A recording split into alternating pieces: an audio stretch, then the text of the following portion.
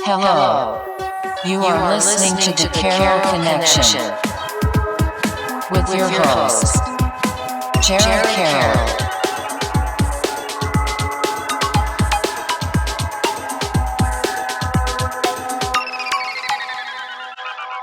Hey everybody, welcome to the Carroll Connection. I am your host, Jared Carroll, here to bring you guys another great episode. I did want to take a chance to shout out my last episode 137 with Ankit Cotwell. It was his first appearance since episode 22 when he and Isaac Elkery came on the podcast. Isaac actually couldn't make that podcast last week, so me and Ankit still ran with it, and it was fun to catch up. We talked about a lot since he left his job.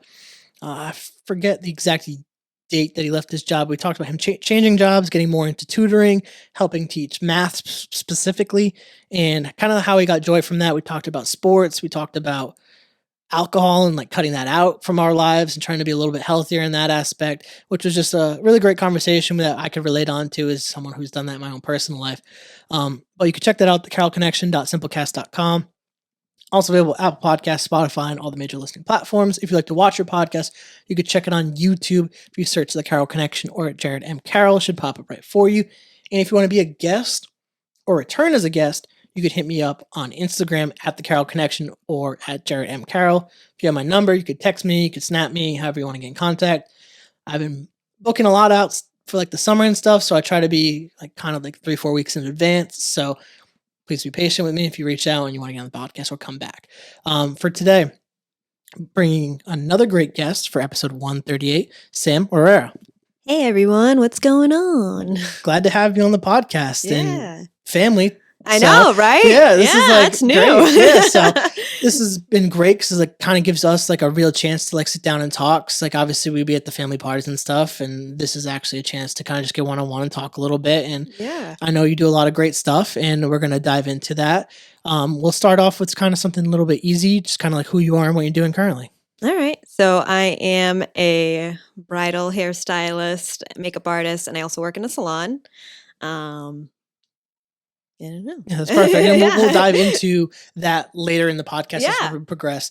And like I said, off podcast, I like to kind of start with family dynamic. And for people that are listening for the first time or haven't listened in a while, I'll explain why is kind of like, we're talking about your life story. So I like to kind of use the analogy of like building a house. You want a great foundation to build a house on. So we're going to lay down the foundation, and the foundation usually comes from your family and upbringing. So we'll talk a little bit about that, and we'll build each layer as we go through the podcast and kind of talk about different things. But I always like to start with that because it kind of allows me to get a little bit more insight into the people who I'm talking to, and it allows for everyone to kind of get a little bit more comfortable, and it's getting the hard stuff out first. Then the second half is just really just flowing into what you really like doing. So like I said, off podcast, whatever you're comfortable with sharing, I'll let you kind of take the floor with that. Okay. Yeah. So just like kind of start with like family. Yeah. Family. Stuff? Okay. So like where you're from. Okay. The relationships that you have with your family, obviously whatever you feel comfortable with sharing, you don't have to say anything you don't want to say, obviously. So whatever you're comfortable with. So I have just a sister. Well, I have a biological sister, and then I have 2 stepsisters. I'm from New Bedford, and I grew up in like a super Portuguese household. Like parents were speaking Portuguese. I don't even think my grandparents speak English, so like Portuguese comes pretty naturally to me. And I have like a lot of Portuguese cousins that live nearby in New Bedford and stuff. And I don't really have a relationship with my dad. He was like super like emotionally abusive as a child. So I try to like cut him out just for like mental health reasons because it was pretty bad. But that's really, I don't really have a super big family or anything. Yeah. So you mentioned step siblings. Yeah. So you would obviously have a step. Yeah, I have a correct? stepdad. Yeah, so like how was that relationship? Was that like later in life? Was that earlier in life? Yeah, so I was 13 when my mom married him, and he was pretty awesome. He's from North Reading. They live in Gloucester now, which is kind of nice. And my stepsisters live in New Hampshire. So nice. Yeah. God, I love New Hampshire. But like, how was that dynamic for you? Like growing up, and like obviously, assuming it was just you and your mom and your sister for a little bit. Like, was that tough for you at all? Like, did you have any challenges in school, maybe like mental health related? Like, how was things for you in that instance? So my parents got into their divorce around my like sophomore year. So like I feel like that's when I kind of like started like staying home from school and Mhm. stuff. And definitely like junior year, like I needed like a push in the right direction. So my mom moved to Woburn, and that's where I finished my senior year with my stepdad, and it was really nice. And I mean, it was obviously awful moving like your senior year to high school, but yeah, I finished and that's Yeah, really yeah. it. Yeah. So also kind of want to ask about the Portuguese family. Like, Yeah. like, talk to me a little bit about that for people who aren't Portuguese. What it's like to be Portuguese and like kind of like the family gatherings. Like, family is like a really big thing in Portuguese households. Like, kind of like, what does it mean to you to like kind of be Portuguese, and what was it like for you? Yeah. So growing up, huge house parties, lots of food. Drama 24/7, I guess. Classic, classic, classic. Drinking, card games, all that fun stuff. I think like everyone's like, "Oh, I tried my first drink when I was 13." I was like, "I think I was like 4, I don't know." Like so, yeah, that's a lot of like the Portuguese culture, like just like close-knit, that kind of stuff. Yeah, and that's always like good to hear someone who's also Portuguese is like close to Yeah. your family and things of that nature. And I always like to ask these types of questions because like it does allow me to peep in a little bit and kind of see where you're coming from, what it was like Yeah. for you. Kind of interested to talk a little bit about as we transition, like what were kind of like the hobbies that you did when you were like childhood to like teenage years? Like what was the stuff that you kind of gravitated to, whether it's sports, um, different types of artistic hobbies? Like what were the things for you Okay. that brought you kind of like joy growing up? Yeah, I am awful at sports. I think in second grade, a soccer ball kicked me in the face, and that was it. I was like, I am anti-sports. Like, it's just funny because I'm married to a PE teacher. I was gonna say, man, it goes crazy I with failed gym sports. every year, so you don't need to pass it to graduate. But yeah, I was super artsy fartsy, and my sophomore or junior year, I was like the president of the art club in New Bedford High. So I loved that kind of stuff. I was in beauty pageants, so I was like 2, but I don't really remember that. So, which is funny because I am like not like that at all. I'm like, how did I do that? Parade on stage with a dress. But yeah, I've just always been like super artsy, like I guess like painting and that kind of stuff. When did you kind of find like the artistic stuff was kind of more your thing? Was it like always since like kind of like early childhood you started to figure that was more of like the draw to you? Yeah, I would say maybe like middle schoolish.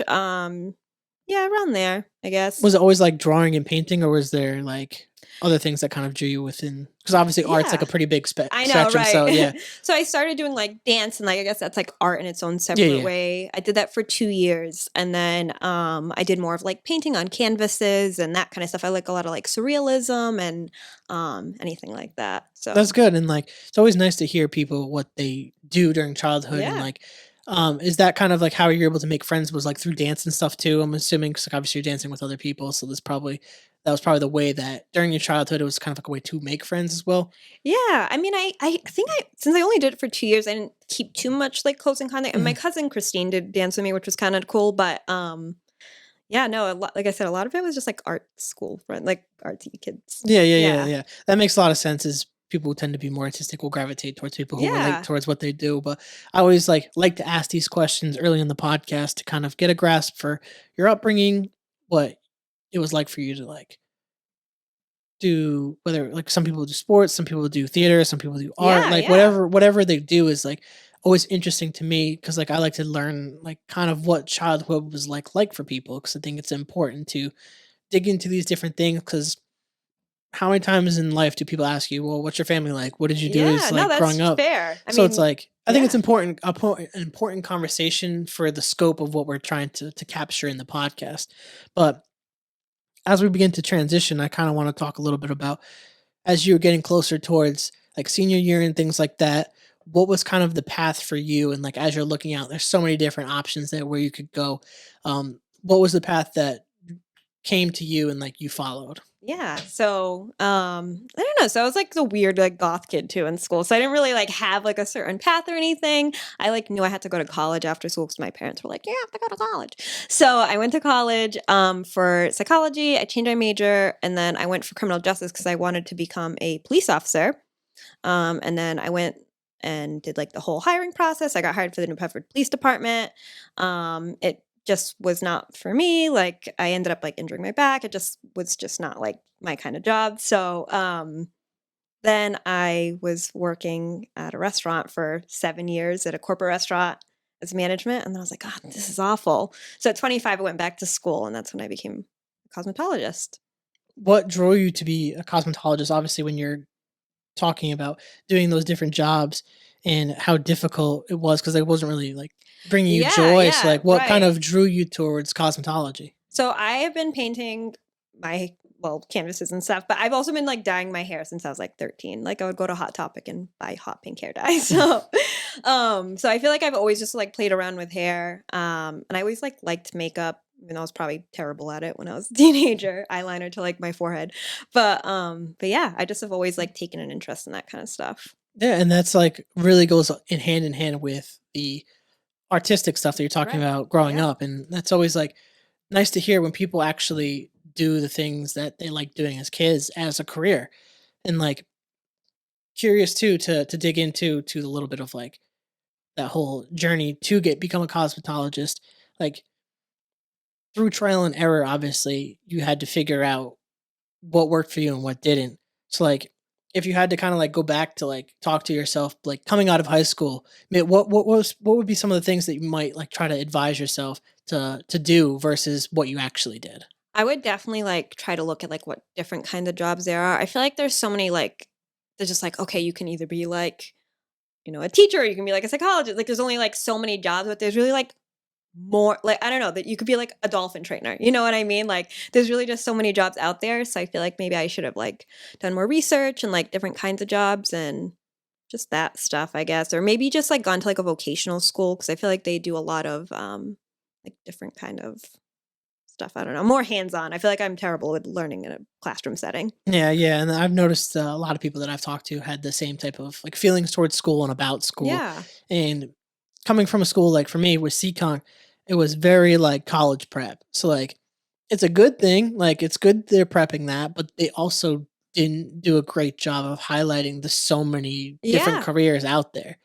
And that's so unfortunate because there are so many different things that you could do in the Right. workforce that's not just stereotypical go to college, get a degree, be down the same path that everyone does. Like there's so many different things you could do. Right. And I wish that and I've talked to like a handful of kids younger who graduated around 2020, and like even I've talked to people in high school that have been on this podcast, and they don't always encourage these different routes for people. No, yeah. And it's super unfortunate because like I didn't know half the stuff that was available to me that I do now. Right. And Yeah. it's like I don't like regret not being in the career that I am now because I appreciate the career that I have.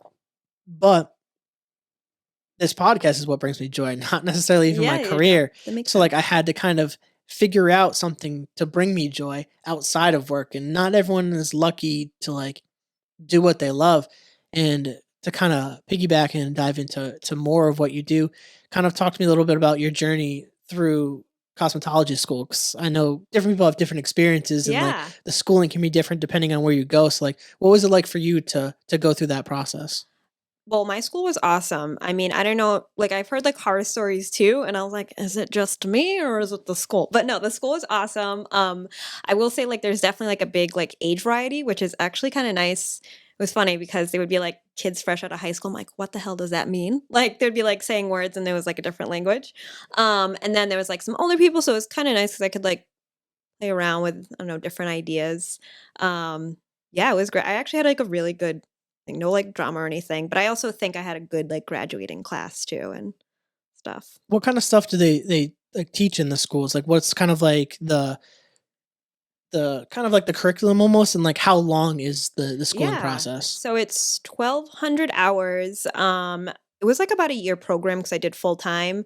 And you got like any basics of like hair cutting, whether it's like, men's or women's or whatever. And then any sort of coloring service, like smoothing treatments. So it's anything that really has to do with hair. We also learned like some skin stuff, like massaging, like different kind of like skin diseases and all kinds of stuff like that. We didn't really dive too much into makeup, but yeah. That's just something that you've kind of always enjoyed Yeah. doing. Yeah. Did you learn from any specific place, like whether it's just like the internet or like an actual like teacher? Like you just always been pretty good at it? I feel like I watched a lot of like YouTube videos back in the day when like YouTube was like amazing.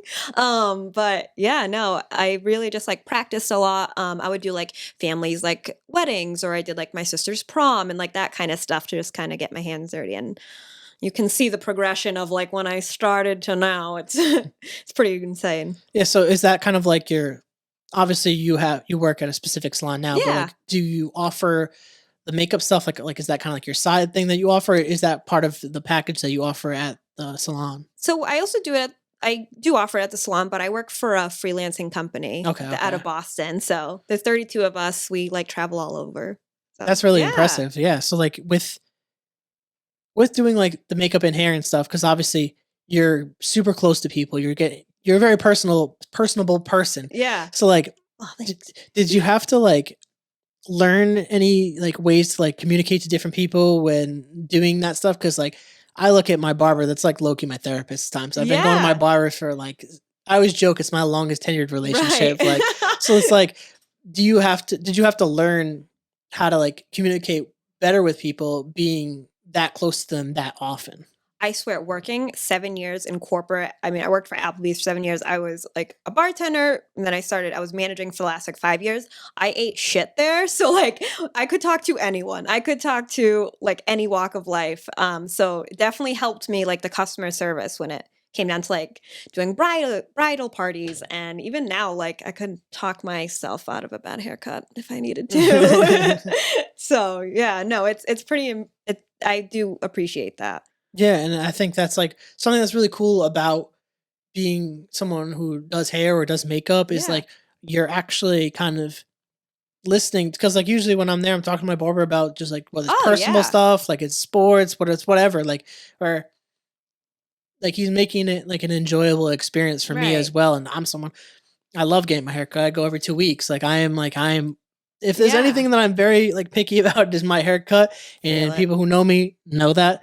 Like that is something I'm just super about. And like I was the type of person, like I can say this now, like during COVID, I would pay for my barber to come to my house to get my That's haircut. sick. Like for me, it was essential. So like, so what year did you start? Did you say when you started It was cosmetology? 2021?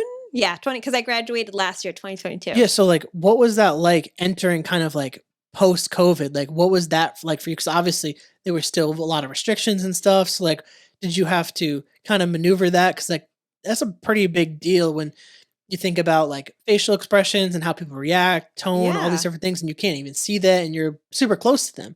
So like, was that hard for you? Like, what was that experience like? 'Cause that's pretty interesting. So when I started, there wasn't really any restrictions in the school because it wasn't a regular, like regulated school, like a public school or anything. So like I didn't have to worry about anything like that. However, like I think halfway through the program, that's when like the mask mandate went back into effect. And it was kind of hard, like reading the person, like, do they like my haircut? Did I just blow this? Even like washing them out in the sink, like trying not to get hair dye in their mask. But I don't know, maybe it's like all the emotional trauma growing up. I can like read a room. So I think that was like kind of nice about it. Yeah, that's like definitely like a positive trait to have if you're going to Right. be dealing with people constantly. And like for me, I'm pretty ironically enough, I'm very introverted, even though I do a podcast on the internet, like posting all the time. What? But like I am in a career where I chose, so I didn't really have to be dealing with too many people if I didn't have to be. But like, is that something that you may have took into like consideration when you were making? Because like, sounds like with the careers that you've done, you've always liked being around people and working with people. Yeah, well, I'm like a natural people pleaser. So I think I just love working with people. I also love people. It's so funny. I'm like, I love people. I really do.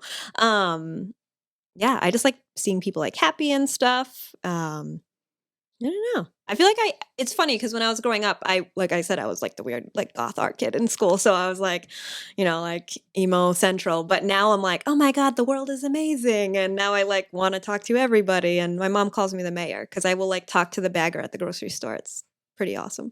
What kind of caused that? That's like a pretty big transition in your life. Is there any like specific like moment where it kind of triggered you to kind of like shade away from that? Because the whole stereotype around emo is like the Yeah. sad, the heartbroken, like the Oh, to yeah. yourself type person. Like, so, and because like ever since I've known you, you're very bubbly, you're very out there, you're very open with people. So like, just to think that, like, I'm like, I could see you pulling it off really Oh, well. I'll So show like, you some it's like I could pictures. definitely see you pulling it off. But like, what was the moment that you kind of changed that within yourself?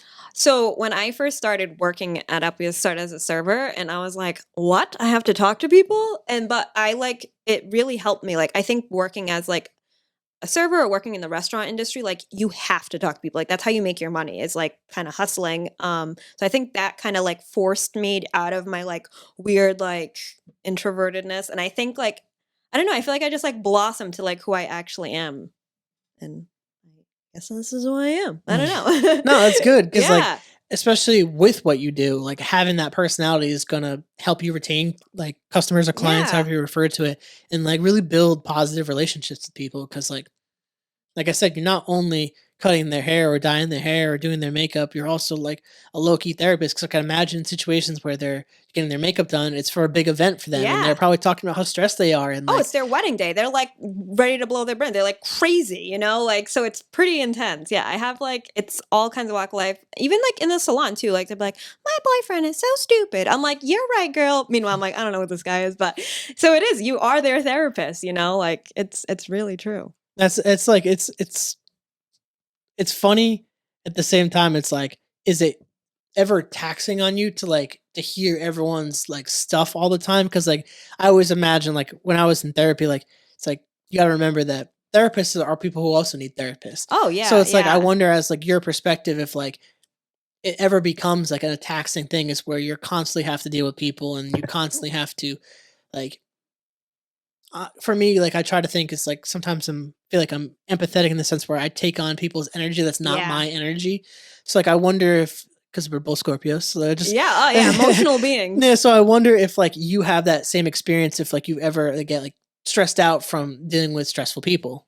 Yeah, I mean, especially when people have like their dog is sick or something like that. Like I think about it, like to the point where like a lot of my followers are like clients or something, and like I'll like reach out to them or something. I like it's so stupid. My memory is like so good, but only to specific things. Like I will remember like your kid's name of like their baseball coach, but like I won't remember other stuff like your hair color formula. I don't know. But like I really that is 100%, especially being like such an empath. Like, yeah, sometimes it is heavy, but I think the salon I work at is also like such an awesome space that we do. I feel like we I don't know, I feel like more happy and like peaceful clientele like gravitate. I mean, obviously everyone has bad days. Even I have bad days, like you know, but it's not like so like it's not like a catty place or anything like that. Like it's not like I have to deal with like, you know, clients that are like always upset and then also like like working with coworkers that are also upset. It's like not like that at all, which is kind of nice. Yeah, and since you brought up the salon, let's dive into that a little bit and how you Oh ended up yeah. there. Because like when I saw you started sharing the account on social media, it really stood out to me because like how different it was in a lot of places. Just Yeah. like the color, the environment, like you just look at it and the energy just feels very positive. So like, and I saw, I think it was today that you shared it. It was like 1 year ago you had the interview there Yeah, originally. yeah. So like, Yep. kind of talk to me a little bit about what drew you to this specific salon, and if you feel if you want to shout out the salon, you can. Oh I don't want yeah. to like pressure you to do it, but like kind of why you picked there and like kind of like the environment around the salon itself. Yeah. So I work at Space Salon in Warren. I like before I even started hair school, I like stalked it on Instagram. I was like, I'll never be able to go there for a haircut. Like not even like work there because I didn't even think that was like I was never gonna go to school. And I like it. It's so different. Like it's kind of hard because I've never worked in a traditional salon, but some of the coworkers I have like that have worked in like regular salons, like it is so different. Like it's so toxic. Like it's just this it's so I don't know how to it's so inclusive. Like we all do like genderless like price. It's like all inclusive hourly pricing. Just like the whole atmosphere. There's no um, like ward uniform. You can wear Yeah, yeah. whatever you want. It's like about being like your true self. So like to the point where my boss is like, if you want to wear a duct tape like outfit, sure, just wear a duct tape outfit. You know, like looking like Lady Gaga. I don't know. I love that. Like I can be me. Like I before I started working there, I would dress like very like maybe boring, I guess. Just like try to like fit in with everyone. And now I wear like funky fabrics and like I will be the person to wear like a neon pink jumpsuit with like spikes on the back. I don't know. So I like that. Yeah, and it's just different. And I feel like it's difficult, especially like trying to find a place that does like genderless cuts and stuff. I can imagine that could be difficult for some people. So it's nice to know that there's like a safe space. Yeah. Would you feel comfortable talking about um that and talking about like being openly gay and being Yeah, married of to my course, cousin. Like I just of want to make sure, course. like, when did you kind of start to realize within yourself that you might actually be gay? Was it always from like early childhood? Like, what was that transition for you? And obviously, whatever you're comfortable with. I didn't want to Yeah. like put you on the spot, but No, I'm always yeah. curious to like know, because I've had people on the podcast who are openly gay and they talk about different their experience. So I always like to know, just to like, for people out there who might be in a similar experience, who might be afraid to come out or talk about it openly, to like hear your story and like maybe relate to that. Yeah. So I grew up super Catholic, like obviously Portuguese, like, went to church on Sundays, did CCD, all that fun stuff. And I like remember like one time I had like rainbow earrings. I think I was like 13. And my dad like ripped them out of my ear. He's like, that's fucking disgusting, blah, blah. And I was like, okay, whatever. And I don't know. I just feel like when I was dating guys, I was like, it was like I was just never satisfied. I would like have a new boyfriend every 3 months. And it's like, I don't know, it wasn't normal. Like, so um when I was working at the restaurant, I would like hang out with my friend and we'd go to like gay clubs and gay bars and stuff. And I was like, oh, this is awesome.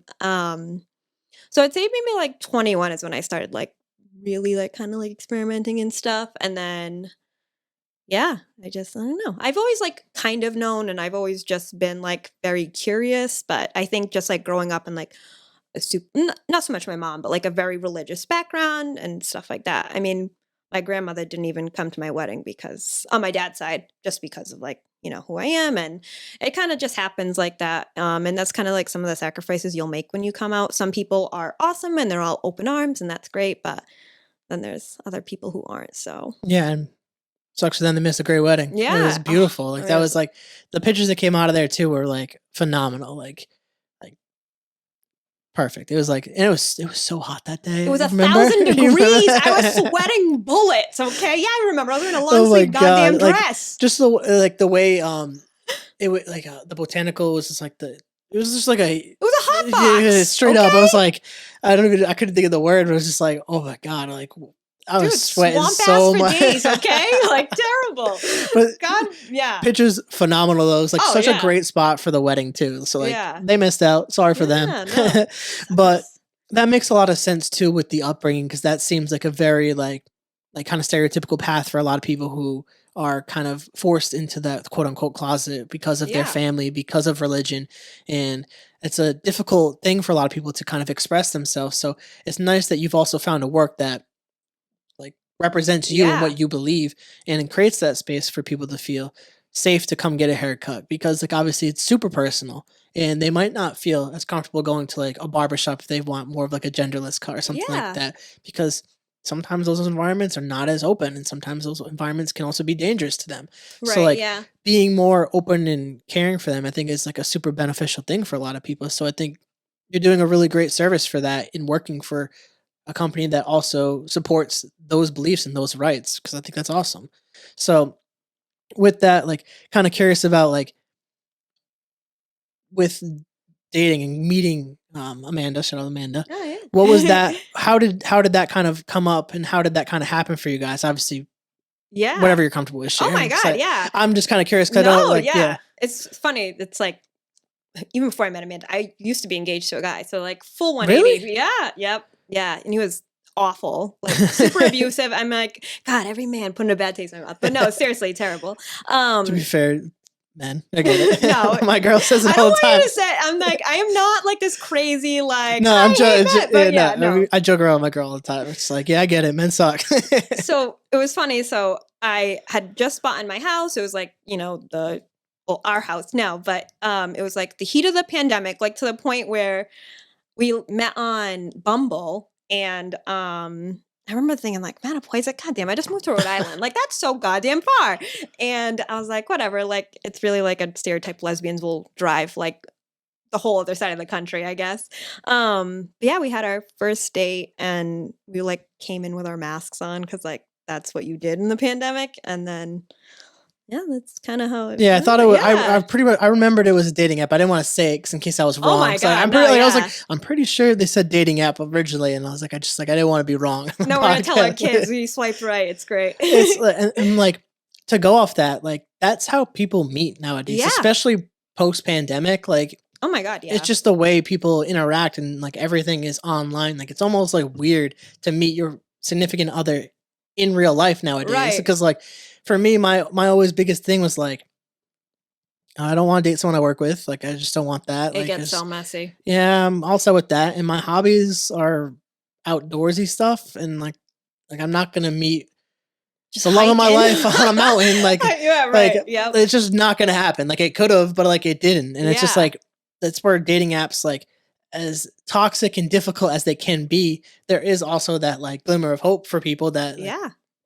and I know a lot of people that have met their significant others off dating apps. And it's like, it's always an interesting conversation because, like, with dating, it's just like nowadays it is just ridiculously toxic. And it's a bunch of unhealed Yeah. trauma. It's like people not identifying their own boundaries in their relationships. Like, that is something that I noticed when I was going around dating and trying to like figure out what I wanted to, was also not understanding what I wanted. Right. And did you ever have that process for yourself where you had to kind of like sit down with yourself and figure out what you wanted as a person?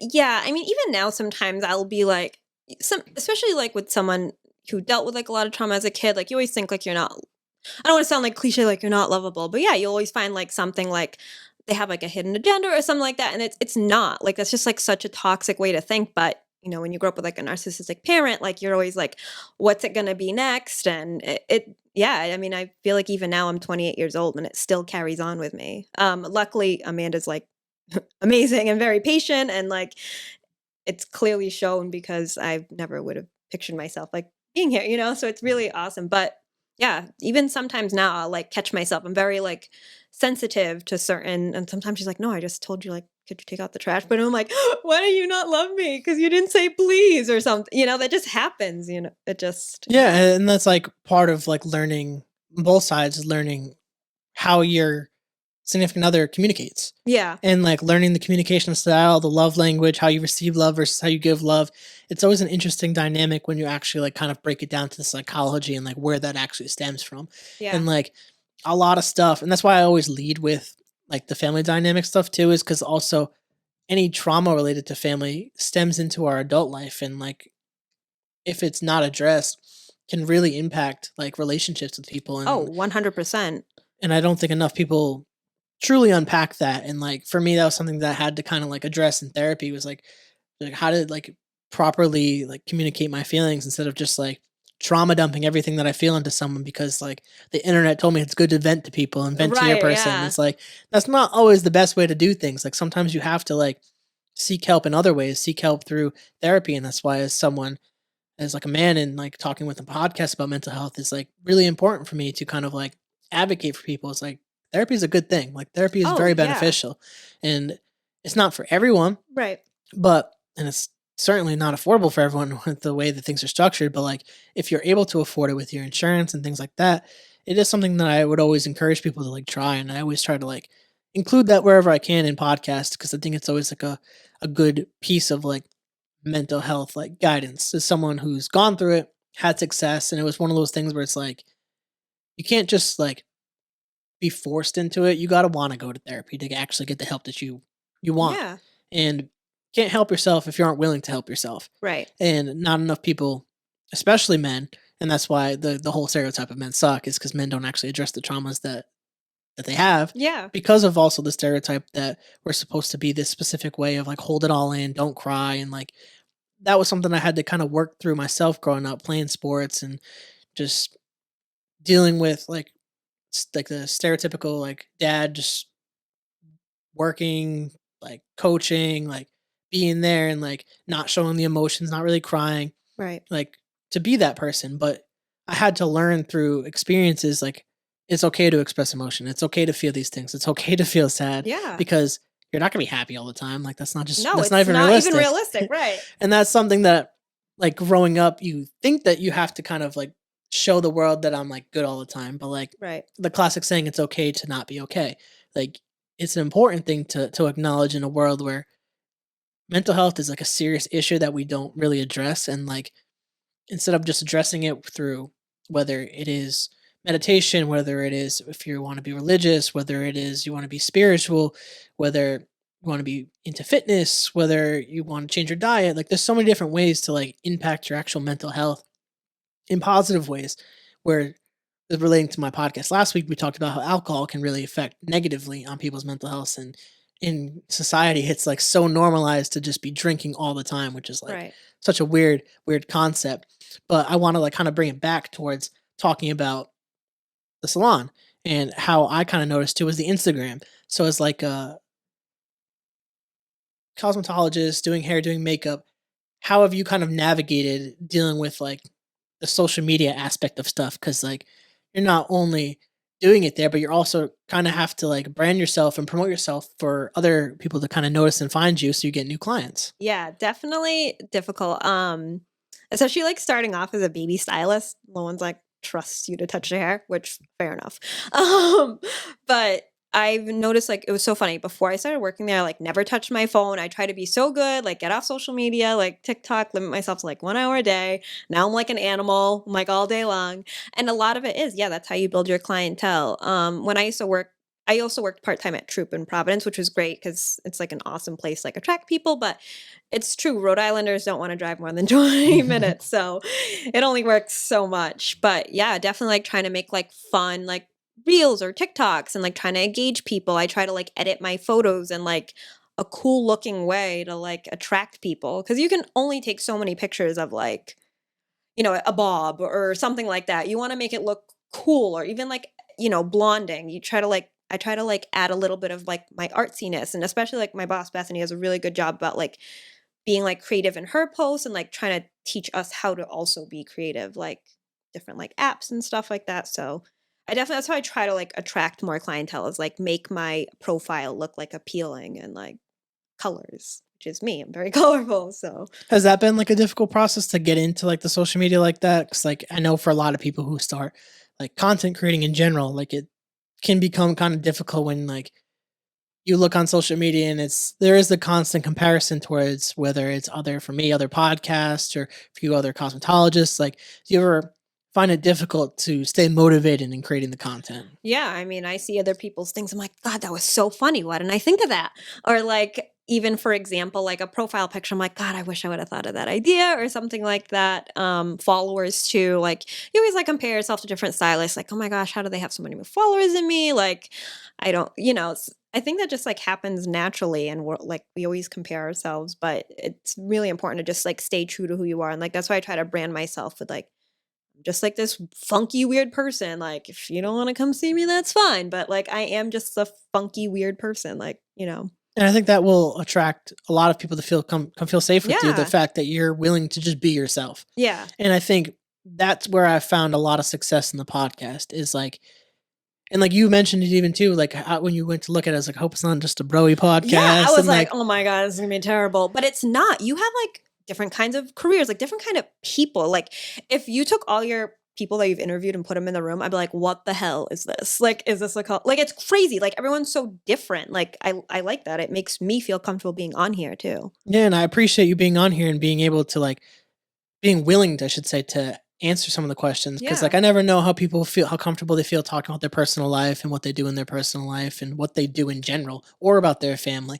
But I've always had an interest in having you on because when I saw you posting about cosmetology and like Yeah. I've had cosmetologists on the podcast, but when I saw your page, it just kind of really just stood out differently, and like goes back to what you said, being the wonky funky, like Yeah. just doing your own thing. And then like that is what I look for people to come on the podcast to kind of talk about why they do what they do.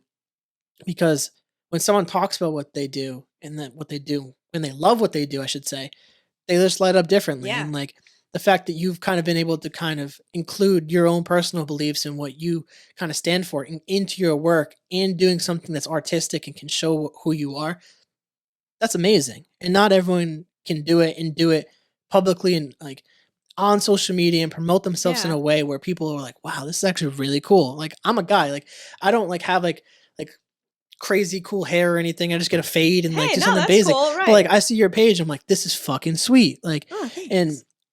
that's something I'm like, I try to like pat myself on the back every once in a while. I was like, I can always recognize good content. And when I see like you're doing the trends and stuff, I'm like, you're doing exactly what you should be doing. Yeah. Like it sucks sometimes to do the trends. Like as Yeah. someone who does Yeah. content, like it sucks. But like if you can kind of put your fun twist on it and make it you, Yeah. that's how you'll get people. And like when you do it organically, you see a fun trend, you do a fun trend. Like there's nothing Right. wrong with that. But when you try to conform to what other people want to see and what other people do, Yeah. that's when you're going to find it's difficult to continue doing what you're doing. And for me as like a podcaster, going off of kind of like including all these different people, is like I'm also just curious. Like I Yeah. think being curious in life is like so important because like if you're not willing to ask questions or ask people what they do or why they do it, like your life is kind of bland. Like No, it's just yeah, it's that like makes sense. like I Yeah. just like I want to know like because like you only know what you know and like Yeah. if I don't like obviously we know each other in family parties and stuff, but Yeah. like we've never had like an intimate No, conversation right. for I know. like we literally it was like an hour before, just like a whole hour pre-interview, and I can't remember the last time I did an hour pre-interview. Usually it's like 30 minutes, hit Oh, record. So it's sweet. like it was Yeah. nice to like actually like talk to you and like Yeah. have a Shoot the shit. conversation. Yeah. Yeah. That's cool. And excuse me. I think it's just super important, especially this is kind of a way for me to kind of connect the family again too, because I haven't had a podcast with someone in my family in like a Yeah. long time. So it's like nice to have you on. Excuse me. Don't But like, die on me there. I've had such bad allergies today. Like Dude, woke this up. weather. Oh, this weather is Yeah. crazy. Like for people who are listening who might not be from like the New England Oh my area, God. it's been like 90 like the last 2 days basically. Like it hit Yeah. 90 today in Seacon for Literally. sure. And I woke up today and just like stuffy, sneezing. Like I'm like, what the hell? Like I Yeah. don't get allergies like that, but I was like, Jesus Christ, I had to take an allergy pill. Yeah. Just like all jammed up. Telling you, deodorant business is booming this week. Straight that and like I don't even. It was just. It's Yeah. just weird. Weirdly hot. Weirdly Yeah, hot. I Like know. for April. Like it's just not Yeah. normal. But talking about cosmetology, like what keeps you motivated to keep doing it? Because it can become like any other career difficult to do when you deal with people constantly. But as someone you're really good with people in Yeah. general. But like, what keeps you motivated to keep doing it? So definitely like specializing in what I like to do. So like, I mean, I will do other things like I will do like, kids cuts or men's cuts, but I really focus on like vivid colors and like razor cuts, like redheads, like those are the things I focus on. So I think like because I like make it a point to like try to like post those kind of pictures or stuff, I attract more of those clientele. Whereas if I don't know, and I also like put in my profile like what I like to specialize in because I mean, I'll do anything. Like as far as I'm pretty open minded about like any kind of color or cut, whatever. But yeah, I think that's a really big portion is like specializing in something. Would you be willing to share your worst experience with cutting hair? Whether it's I don't know if it's at your place or in general. Yeah. Like you don't have to if you don't want to, I but don't like think any. or a bad experience maybe. I'm kind of curious if like you've ever had a bad experience like cutting someone's hair or doing colors or something. Because like I can imagine there's like difficult clients out there in the Yeah. world. I've never like Or I'll change the question to make it easier for you. How do you deal with difficult clients? again, I don't think like when I tell you that space like attracts the best people, I'm like not even just saying this because it's not like it's on the space website, but like we literally attract the best people. I think maybe like in hair school, I remember one person who came in, she had like rows and rows and rows of extensions, but I don't like it wasn't even like on her. It was me just like, dude, I have to blow dry this. It's gonna take me like hours. And that's doesn't even have anything to do with the person. So No, yeah, I can't that's even think of like That's actually really good. I mean, and positive energy attracts positive energy, which is a good thing. Yeah. And like if you have a good work environment like you guys do, like definitely would attract the right people to like Yeah. not cause issues. I mean, especially if you're specializing in something, you're specialized in it, so you're Yeah. gonna do better at it than someone who probably doesn't. And like I think the colors are cool. They're always like super like lively and like they don't look dull or anything. Like just like it's really nice when I look at it. It's I don't know. It's to me it's really cool for mental health purposes because I like to dive into a little Yeah. bit of mental health. Is there anything that you do specifically that kind of helps you with like your mental health on like a day-to-day basis or things like that? Um Or if you've ever struggled with some type of I mental health actually, related thing? I'm actually like on a wait list to see a therapist. I can even believe like there's a wait list for therapy? Like that's insane. But other than that, I play with we have the 2 dogs, so we do a lot of that. I'm big into gardening. I have a lot of like house plants and stuff. So I feel like just like nurturing like a plant, I feel like it kind of like nurtures me a little bit, keeping it alive. When I kill one, I want to cry, but I don't. So I guess like a lot of like planting stuff. What got you into that? That's pretty interesting. I don't know. I really don't know. I think one day I like bought a plant at like Home Depot. I was like, this thing looks cool. And now I'm like, let's go to Briggs. I love plants now. Yeah. If you ever need a plant, let me know. That's not, like my tattoo artist loves plants. And Oh, like, I think yeah. it's like, if I had my own place, I would definitely like add plants. Like being in the basement is probably not the best place for. No, there's some plants that will thrive with no light, like a ZZ plant. I mean, that's why we got married in a botanical garden. True. Yeah. Amanda didn't really have a choice. I figured you were making a lot of the decisions on that stuff. But with also curious, like sometimes down here there will be during when it gets really nice, like fruit flies will Yeah.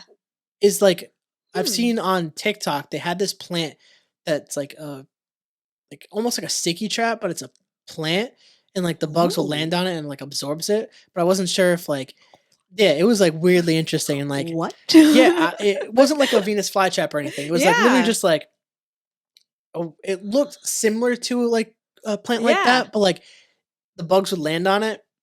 The gross part was they And then stayed like there the until sap would like bring it down or something. well, it would to stand the- and like it would like suck the nutrients out of basically until it like was Oh done my with it. god! So like I was wondering if you knew anything about that, but like I saw that I was like, No. I'm like I wonder if that would like live down here because like You just have like a plethora of those plants. it's just like everywhere. because like I specifically never throw out food down here because of that reason. Yeah. And like there's nothing sticky down here. Like I don't know if they're like sneaking in through like the windows downstairs in there. So it's like it's so like my pet peeve is fruit flies because like they're just dumb. They just like small and like if I like to work in the dark with like my little work Just, from like, home got and one, like like, the buzzing next to you, dude. or like if I'm doing a podcast like they're in like there'll be a little one. Yeah. I'm just like I can't Oh. just like clap and do it. You didn't hear about our Flymageddon? We No. had like a family of 3 squirrels die in our like chimney.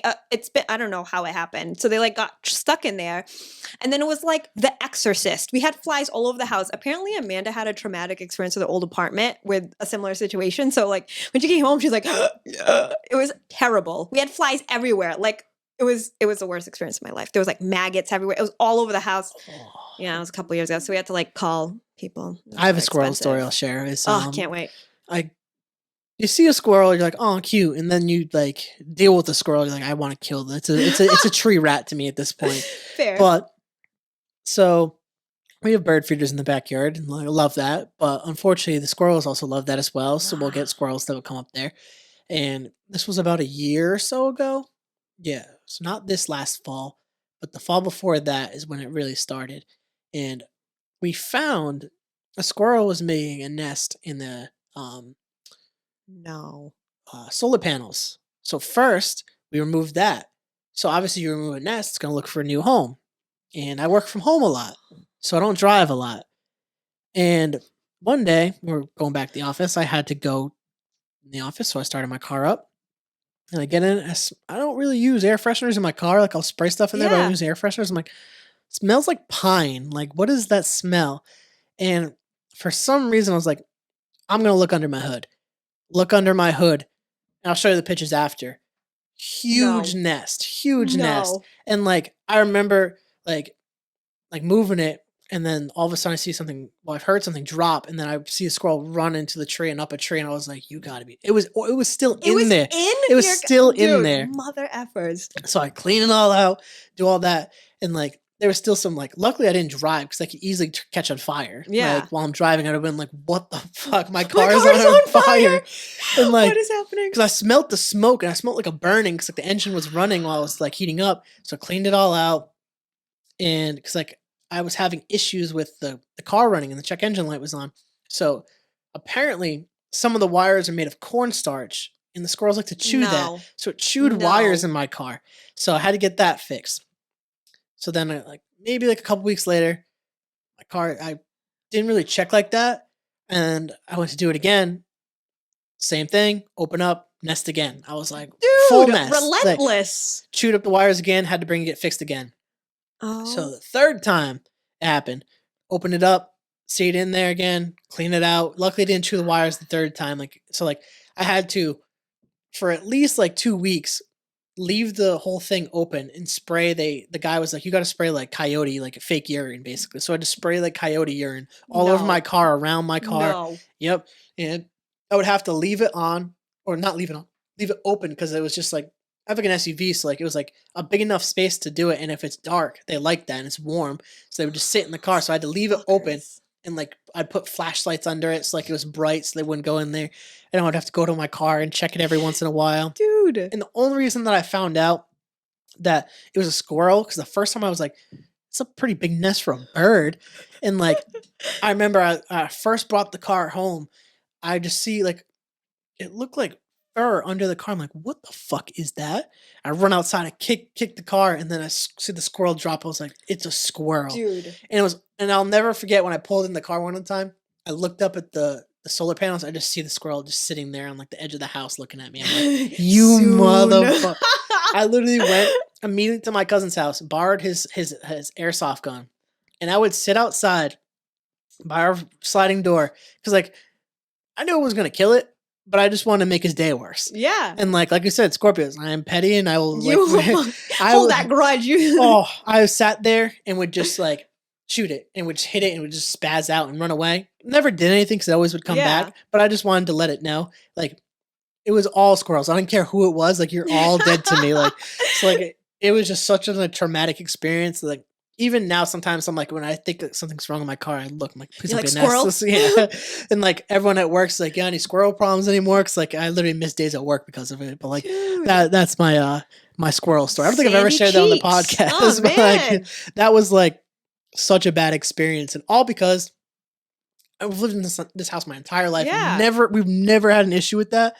But since I work from home more, I guess that was the one negative that I found from working from home. But dude, it was like such a bad experience that like really just like pissed me the fuck off. Yeah, that's traumatizing. Yeah, and like I never even thought it was a thing. Like I didn't know that. You know, like, make a nest in your car. They climb under it and like because they would climb under, and then like I'll show you the picture. It was like the perfect spot for a nest, and I was just like, I'm like. Yeah, that is any other right. Yeah, that just rubbed me the wrong way, and it's just like, I'm glad that we were able to bond over some anti-squirrel, anti-squirrel.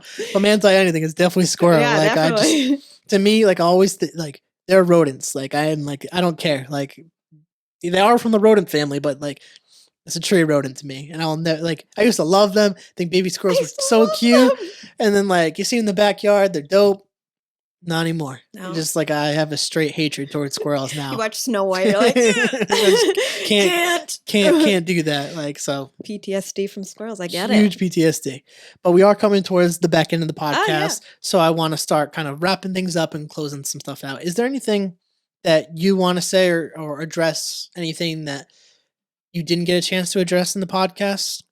Not necessarily. Okay, I just wanted to give you the chance in case like we skipped over anything and you didn't feel like you got the chance to say it. No, but I do have that last question for you. So what would your advice be for someone who wants to pursue their passion?